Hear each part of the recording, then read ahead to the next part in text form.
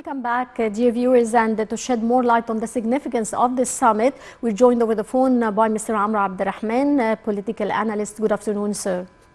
Well, good afternoon to you, and hello to the dear viewers.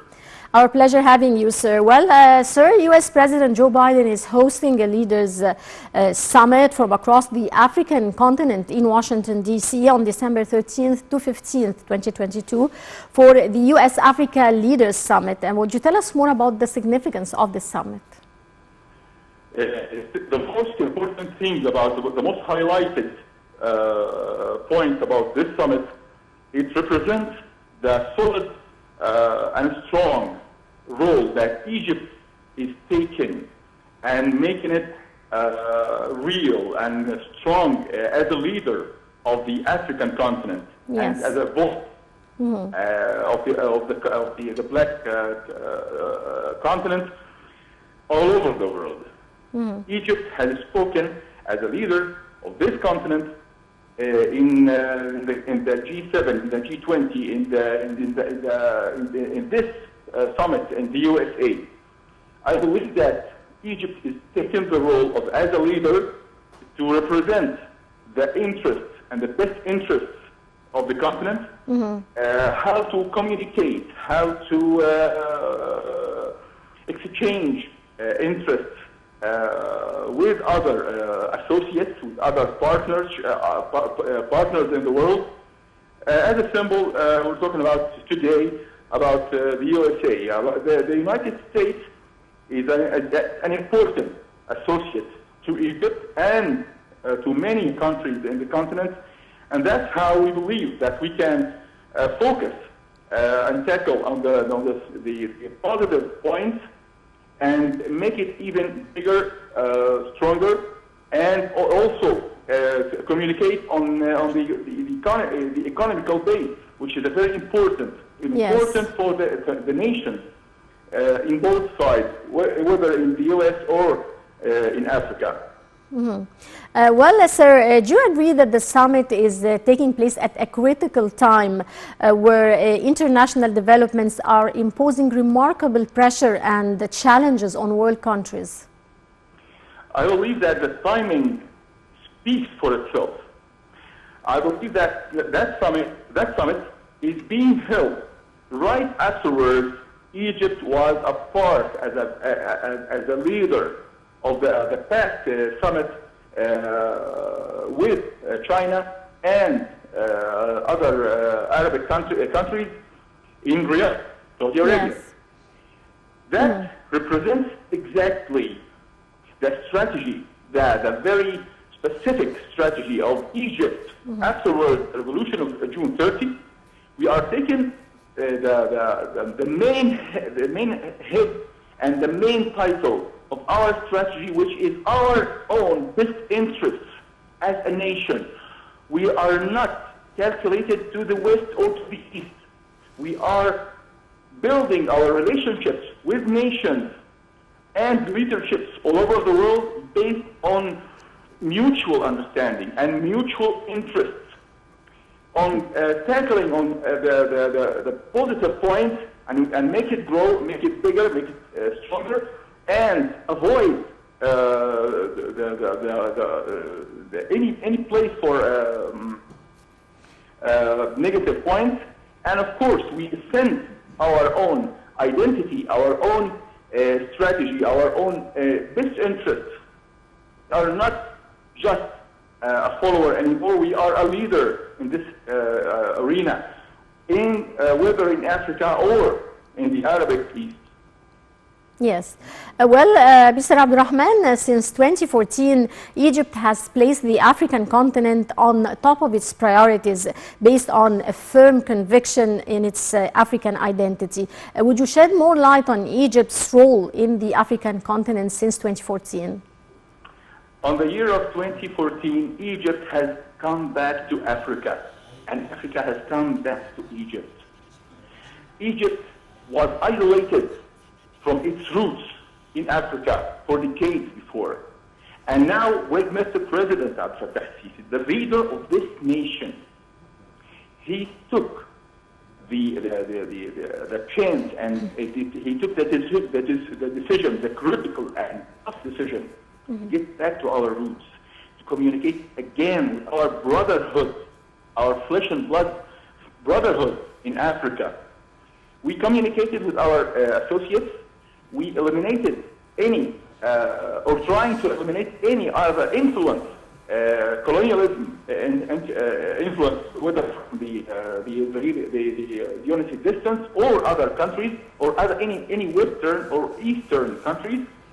Egypt is the leader and the bigger brother for the African nations.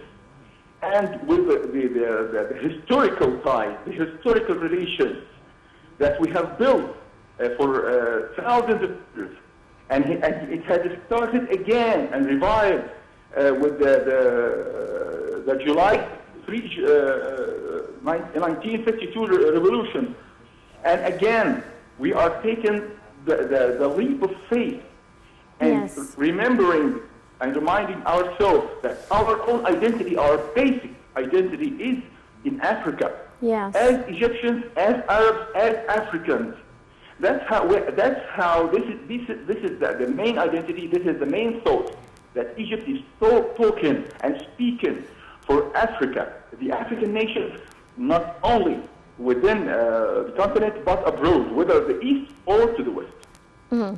Well, Egypt sought to strengthen communication with the strategic development partners in order to implement the development agenda of the African countries. Well, what are Egypt's latest participations? Well, we believe that those participations are continuing to happen and continuing to be masterminded by our leadership, with our associates abroad. Based on a very important point here and an important pillar, is nationalizing technology, not to be a follower, not for our markets, to be just a follower for the European markets. No, we are talking about nationalizing technology. We're talking about building our own projects, our own mega projects. We are, as Egypt, we are building projects now in Africa, in Congo, in too many countries, with our own expertise, with our own experiences, and we can expand those projects with communicating with other companies, our foreign investments, whether from Russia, from Germany, from Singapore, from China, from Japan, from the USA, from Britain, whatsoever, as long as it's based on our own best interests.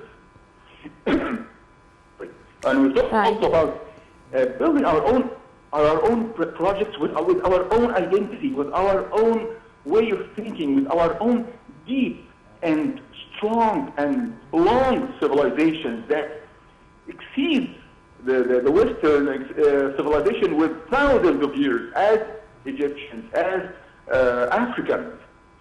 From Africa, the main genome of the humanity was raised and went all over the world. From our civilization, the world was born. That's how we are thinking. This is the basis of our own identity, whether politically, whether militarily, whether economically. Well, sir, what are the most important goals achieved by Egypt so far in this regard? Well, we have, as I told you, we have achieved to make Egypt is a bigger brother for Africans and a near brother to come forward to seek its help. We are helping the African nations in health files, in construction files, even we are talking now about a great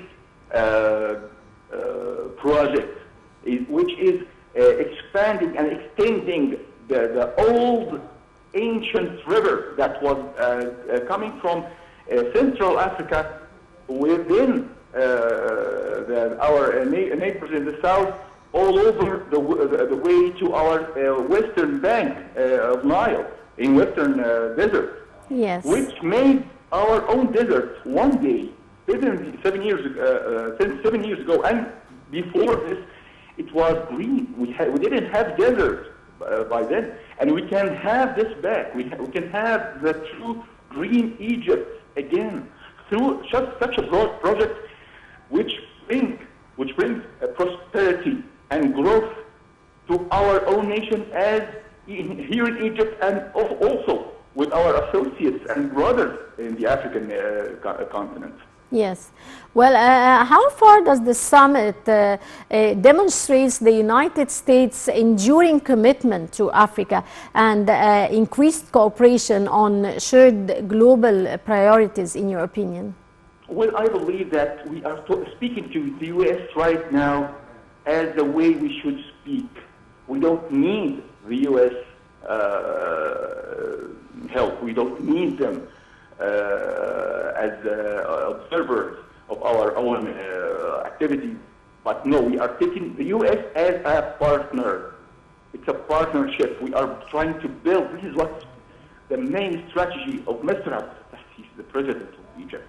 Is building our own strategy, not only in Egypt, but also trying to build and cultivate this thinking, this way of thinking, this strategy in our houses of rulership in Africa. We should speak up as a continent. We don't need any help from any other power in the world, whether East or the West. We have the sources all the sources we need to build up our own civilization again, to build up our own nations again, with the partnership with our associates. As I told you again and again, I repeat it again, based only on our best interests as a nation. We don't the time of telling us what to do or what not to do, what to build or what not to build, what to cultivate or not to cultivate, it's over and gone forever. Okay. It's building the new era of Misr, of Egypt, the greater country, inshallah. Well, sir, U.S. President Joe Biden announces U.S. support for the African Union's admission to the G20 group of world's greatest economies as a permanent member. Well, how do you evaluate the significance of this move? A success, of course.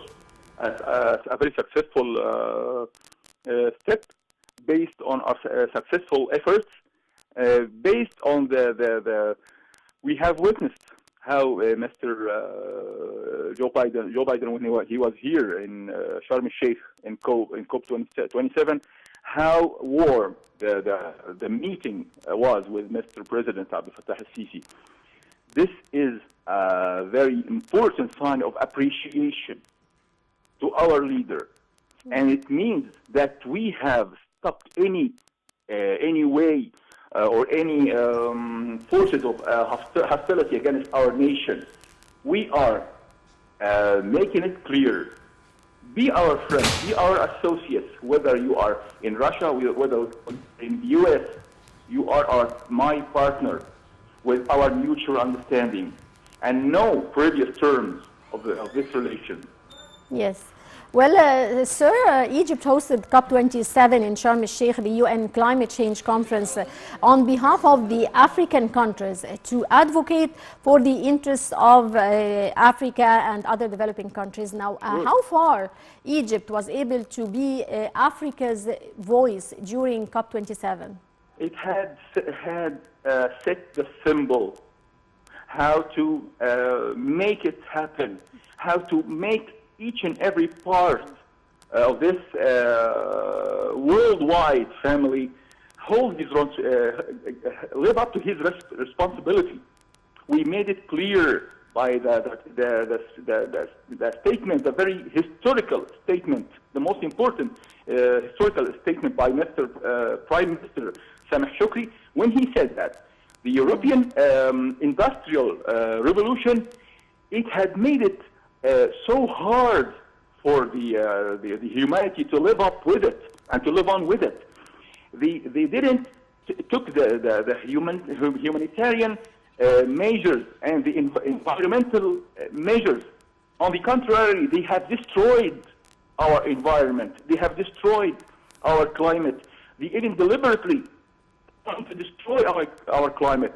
These steps, they should pay for it. They are not making up for us. They are not aiding us. We don't need aid.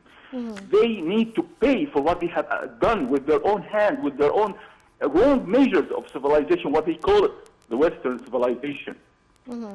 We are talking about a green vision of our black continent, part of humanity. We are talking about bringing what's best in us as humans, as nations, to preserve our identity, to preserve our climate, to preserve the earth that has given us. We need to preserve those good things in our future, and this is how Egypt has dealt with the file of COP27. Well, I would like to thank you very much, Mr. Abdel Rahman, political analyst. Many thanks for your insight. And ladies and gentlemen, now we go to a short break and we'll be right back.